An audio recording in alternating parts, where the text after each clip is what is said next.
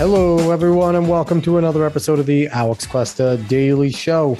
Really happy to have you join me here on January 20th, 2022. Have another great show ahead of us. One that was actually really hard to decide on what to do, and I'll explain in a second. But first, if you like what you hear over the last episodes that any of you have listened to, or if you like what you hear today in this episode, please like, subscribe, share, rate this podcast 5 stars, spread it word of mouth. Tell everyone it's the greatest show you ever heard. Even if it isn't, just do it, because that helps make us bigger and will help get this podcast out to more people so that more people can hear what I think is the truth of a lot of things and can be exposed to just more, because more exposure is better.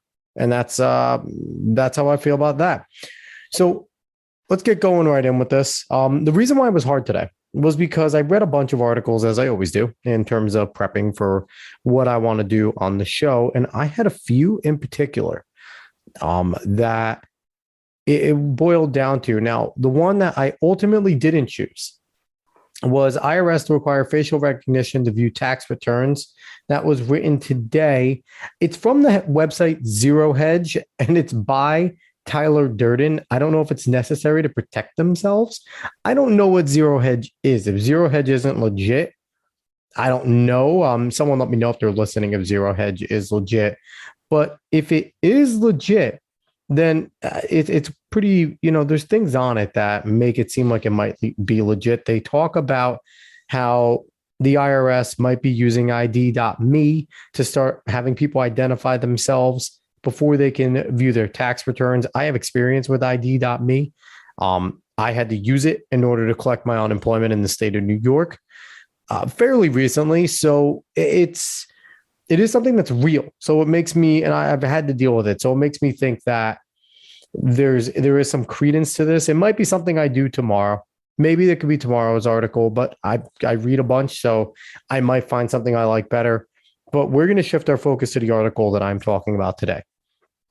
It is a Newsweek article, and it is written by Caroline Glick. She's an author and senior columnist for Israel Hayom, and she also writes for Newsweek in the opinion section. And the title is Gaslighting, Anti-Semitism in America. Now, this branches from the attack that happened over this weekend on Saturday the 15th, over in Colleyville, Texas, where the Congregation of Beth Israel, there were 4 individuals held up by an Islamicist terrorist. We're going to be blunt with it here. The guy is an Islamicist terrorist, not to be mistaken for somebody that practices Islam or a Muslim. There is a difference between the extremists, and that's something that needs to be made clear, because there are people on the left that like to conflate that like to make that a talking point, that when you're talking about an Islamicist, so talking about a terrorist that believes in ridiculous, insanely things, a radical, that you're speaking to the totality of the Muslim population. And that's just not true. But they like to do that because they like to put everybody in a box. So if you talk about one Muslim or one person that practices Islam, all of a sudden you're talking about all of them, and one person needs to speak for all of them. That is what the left does, and it is wrong. Individual basis here. Just because this person's a dick and a terrorist doesn't mean that all Muslims or people that practice the faith of Islam are dicks or terrorists. So let's jump into this opinion piece. It is a scathing opinion piece. Let's go right away with it. Starting off, Malik Faisal Akram, the British national who seized 4 hostages at gunpoint at Congregation Beth Israel in Colleyville, Texas, during Sabbath services, was straightforward about who he was and what he wanted. Upon entering the synagogue, wielding a gun and claiming he had a bomb in his backpack, Akram began ranting against the Jews and Jewish power and demanded the release of an al-Qaeda terrorist serving an 86-year prison term at a federal prison 20 miles from Beth Israel. To achieve his goal, he took the rabbi and 3 congregants hostage. He had the rabbi call another rabbi in New York. The rabbi in New York works at the Central Synagogue. So let's just start right there. The only background what we were fed is that there was a hostage situation in a synagogue, and they didn't tell you much more to begin with. The only issue they had is if they were trying to cover this one up, this was being live streamed, the service. So you heard the man ranting and raving in the background, talking about having a gun, talking about Jews, talking about the release of an individual we're going to mention soon. And it gave away the game pretty quick that this was an Islamicist, that this was a terror act. But when you were reading the unfolding of it, people were being very scared, even some on the right, for calling this out for what it was right away. Let's continue with the article. You don't need to be a professional anti-Semitism researcher to understand that a man railing against Jewish power who demands the intercession of a rabbi at a place called Central Synagogue in New York City on behalf of an Al-Qaeda terrorist hates, fears, and is obsessed with Jews. You don't need any special training to understand that Akram believed a Jewish cabal controls the world, and that this belief caused him to storm a synagogue by the prison where his celebrity terrorist is incarcerated during Sabbath services in order to take Jews hostage. In other words, anyone with eyes could see that Akram's motive in attacking the synagogue and taking Jewish hostages was anti-Semitic. It was obvious that he acted in a premeditated way. He selected his target and worked out his game plan ahead of time. And yet, the FBI managed to miss it all. At a press briefing, after the hostages has managed to escape and FBI officers killed Akram, FBI special agent in charge, Matt DeSarno, dismissed anti-Semitism as Akram's motive.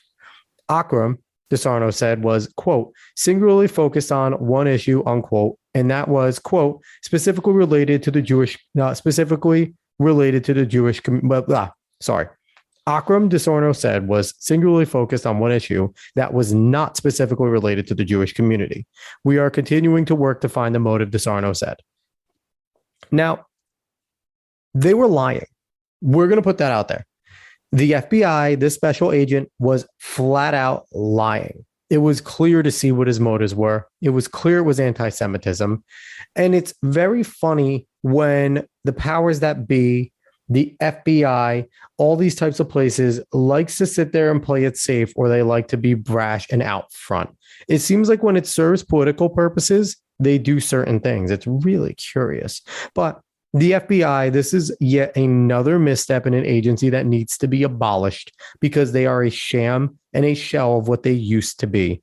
And it's not even just the higher ups, it's the rank and file. Because if you're a rank and file agent and you're willing to go and do this shit, and you're willing to sit there and go along with it, then yes, you are at fault as well. So I'm not holding anyone. The FBI needs to be released and needs to be done. There is no need for us to have a national police anyway. Let's continue. President Joe Biden, for his part, rightly referred to the attack as a terror attack, but Biden insisted as well that it was too early to know why he was using anti-Semitic and anti-Israeli comments. Is he serious right now? Well, we know Joe Biden's an idiot, so that's not surprising. But why he was using anti-Semitic and anti-Israeli comments? By that time, we knew the man's name. We knew the man's name was Malik Faisal Akram, a very, very Arab-sounding name. Could he have converted at some point to Christianity and might have just kept his name? Possibly. But the chances are that he was an Islamicist. And it's funny when people like Joe Biden choose to go and rail against certain things or not. If it was a situation where there seemed to be a white supremacist, you best hell believe that they would have called it out right away. Let's continue. The sense that the FBI and Biden were gaslighting grew as more information came out about the identity of the terrorist. Akram flew to America from Brazil, bought a gun, and seized Jewish hostages at a Texas synagogue in hopes of freeing Afia Siddiqui, that's her name, otherwise known as Lady Al-Qaeda, was sentenced to 86 years in prison in 2010 for attempting to murder a U.S. serviceman in Afghanistan. While in Afghan custody, Siddiqui seized the rifle of a U.S. officer who was sent to the jail with a team of other officers to interrogate Siddiqui. She managed to get off 2 shots before other U.S. personnel returned fire and neutralized her. Afghan police arrested Siddiqui outside of the compound of an Afghan provincial governor after they found plans to make radioactive dirty bombs, as well as a list of U.S. landmarks in her handbag. During her 2010 trial in New York, Siddiqui demanded that no Jews be permitted to serve on her jury and that prospective jurors undergo DNA testing to ensure they had no Jewish ancestry.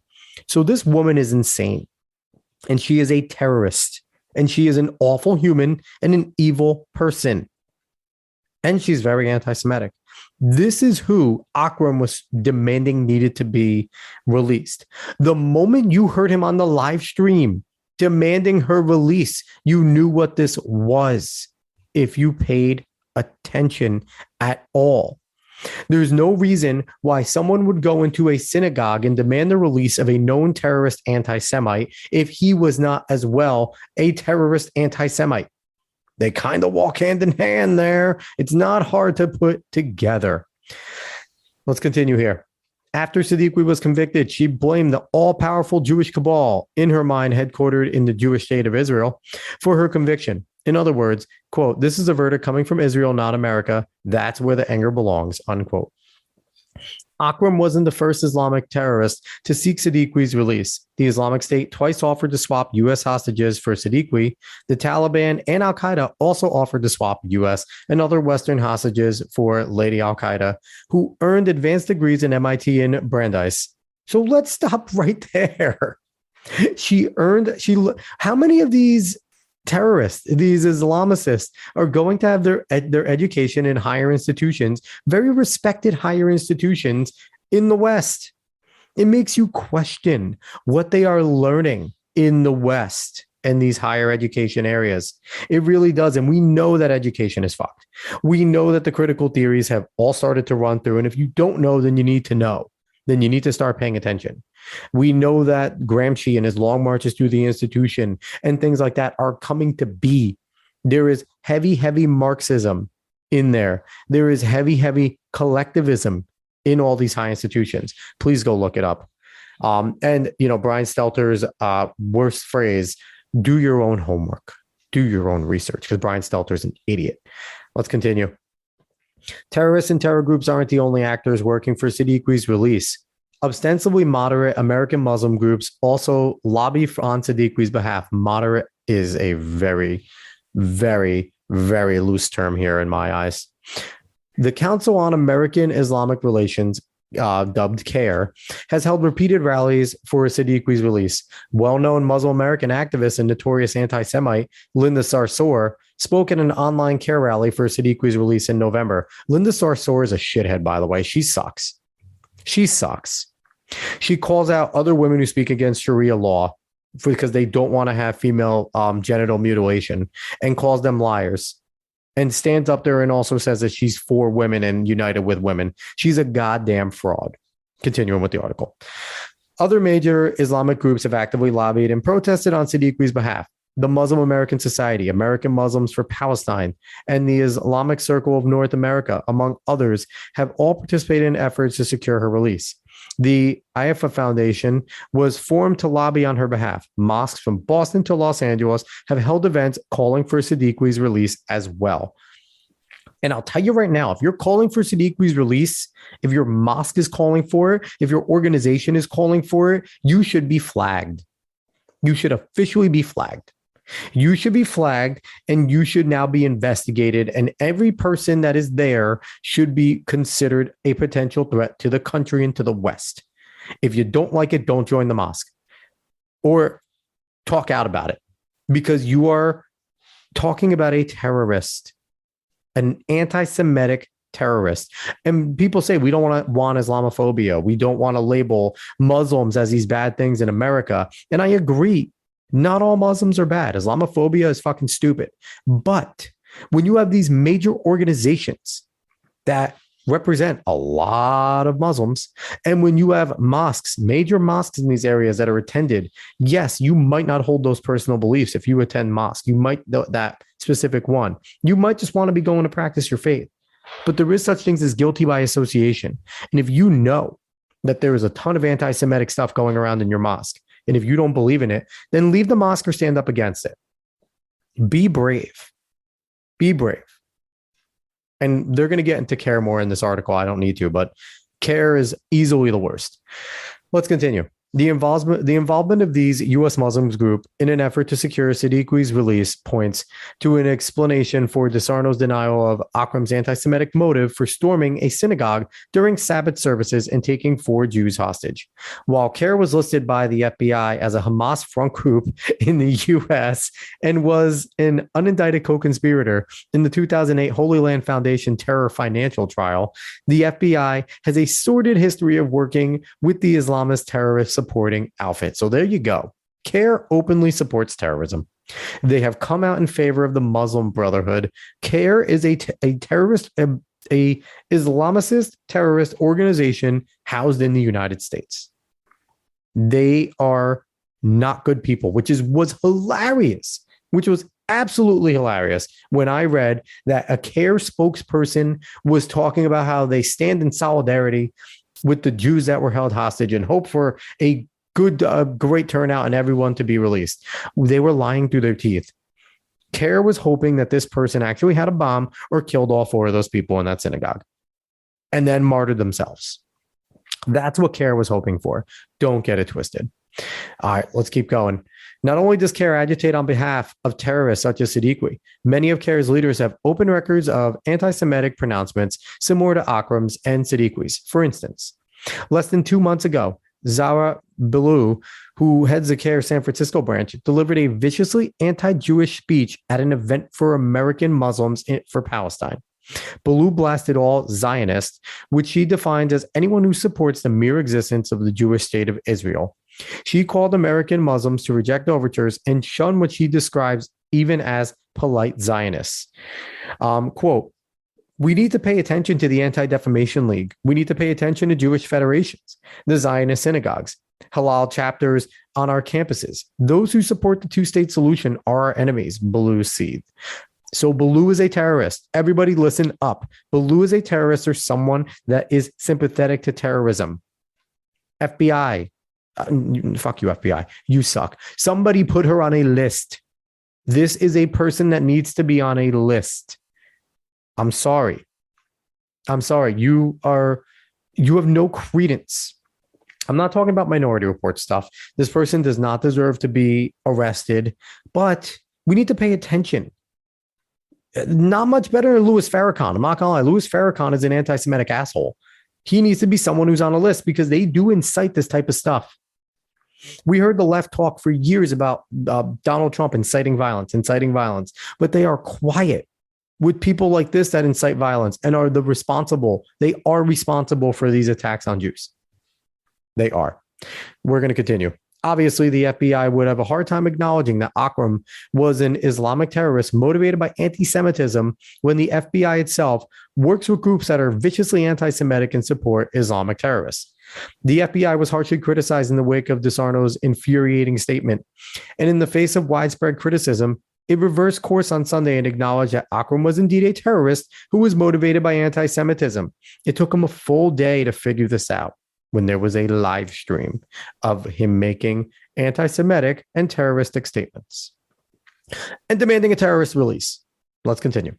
Unfortunately, unless the FBI decides to end its cooperation with American Muslim groups that share Akram and Siddiqui's anti-Jewish Islamist worldview, it is hard to believe that the FBI's changed position is sincere or that it will be backed by credible, sustained efforts to protect American Jews and Jewish institutions from the threat of Islamicist anti-Semitic attacks. Not to mention that the FBI has no credibility anymore. That from Comey leaking documents to start the Trump impeachment to them planning a capture of Gretchen Whitmer in Michigan in order to try and make it look like white Trump supporters wanted to capture her, to the questionable potential of feds being at January 6th and orchestrating a whole ton of it. You know, it didn't look good when Ted Cruz was grilling that FBI representative, and all she could say is, I cannot answer that, to questions of whether feds or informants were involved. It's not a good look. The FBI cannot be trusted. Continuing. And if that is the situation with the FBI, the situation with the Democratic Party and the Biden administration specifically is far worse. CARE's status as an unindicted co-conspirator in the largest terror financing trial in U.S. history caused the FBI to temper its work with the group. but the Democrats feel no such compunction. More than 100 Democratic lawmakers from both houses of Congress have formally voiced their support for CARE because they don't care, pun intended, about people, about America. And I hate using that because I hate when Democrats are anti-American. But if you are working with groups like this, what else could you be called? What else could you be called? CARE is not something that is here for American Muslims to get ahead or be protected. CARE has been accused of being a co-conspirator of terrorism. They are openly in favor of the Muslim Brotherhood. If you support CARE, you're a bad person and you should be voted out. Where are those names of those 100 Democratic lawmakers? Vote them out. Let's continue. Vice President Kamala Harris had close relations with CARE, both during her tenure as California Attorney General and during her U.S. Senate stint. Senior Biden administration officials also enjoy close ties with CARE. Bad people. They are all bad people. Our vice president's a terrible human. Outside of just CARE, she sucks. Let's keep going here. CARE worked on a bill with Representative Ilhan Omar, Democrat from Minnesota, that was recently approved by the House of Representatives in a straight party line vote. Omar's bill would require the president to appoint a special envoy for Islamophobia. Critics of the bill, such as Dr. M. Zuhdi Jasser, warn that if the Combating International Islamophobia Act is passed into law, the U.S. will effectively bar criticism of Islam and also find itself supporting militant jihadists who define any criticism of Islam as blasphemy. And to go on top of that, remember when I mentioned the Minority Report stuff? All they would have to do is accuse someone of being Islamophobic. And then all of a sudden, boom, investigation. This is a way to sit there and, one of the big things now is if somebody cries somebody's racist or says that they believe that what somebody says is racist or if they're sexist. Those are two things that can get people disqualified from jobs, can get them fired from jobs, can get them canceled from society. This is just a way of adding Islamophobia to the list. And like it said, if an Islamicist really does do a terror attack, which they do a lot, most of them around the world right now, if they really do one and you criticize it, you're now open for investigation. It is taking away freedoms. And Ilhan Omar married her brother to get him here illegally as a citizen, which is fucked up enough. But she's also openly anti-Semitic and has made many statements that are anti-Semitic. And that's who Minnesota votes in. Minnesota, you suck. Let's continue. We're almost done here. In the space of 3 years, anti-Semitic terrorists have attacked Jews in synagogues 4 times. 2 were conducted by white supremacists, and 1 was conducted by a black nationalist. Akram is an Islamicist Jew hater. The white supremacists who attacked synagogues in Pittsburgh and Poway, California, were rightly treated as terrorists and condemned from coast to coast. Their actions received massive coverage across the media. The black nationalist who attacked Jews in Monsey, New York, was found unfit to stand trial on federal hate crime charges due to mental illness. Black nationalists who murdered 2 Jews and a non-Jew cashier at a kosher supermarket in Jersey City around the same time were supported by some in the local black community, including a member of a local school board. And Akram's attack on Beth Israel, of course, was mischaracterized by both the FBI and the President of the United States. All of this points to a devastating reality. Jews in the United States are being targeted by 3 distinct types of anti-Semites, but they are only being protected against 1. And that's the damn truth. And I have to point out, the 2 white nationalists are on the left. I don't care what you say. White nationalism is not a right-leaning thing. Conservatives and people on the right don't compartmentalize. That's not what they do. Collectivists compartmentalize. People might not like Dinesh D'Souza, but he interviewed, I forget, it wasn't David Duke. It was another really prominent white supremacist, one of the big leaders of it, unapologetic of it. And when he started asking him about some of the points that are very left, he agrees with all of them.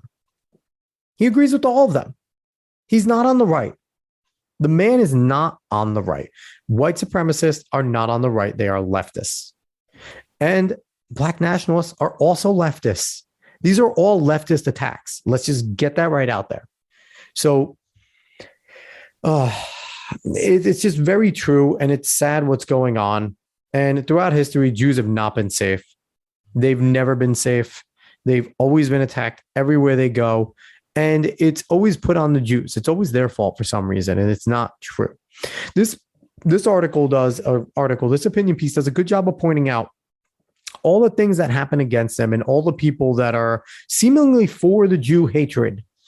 They whether they paint it off as supporting Muslims or whatever it is, in the end, you are hurting a whole religious group of people that for the most part just want to be left the hell alone. They just want to be left alone to practice and do what they do.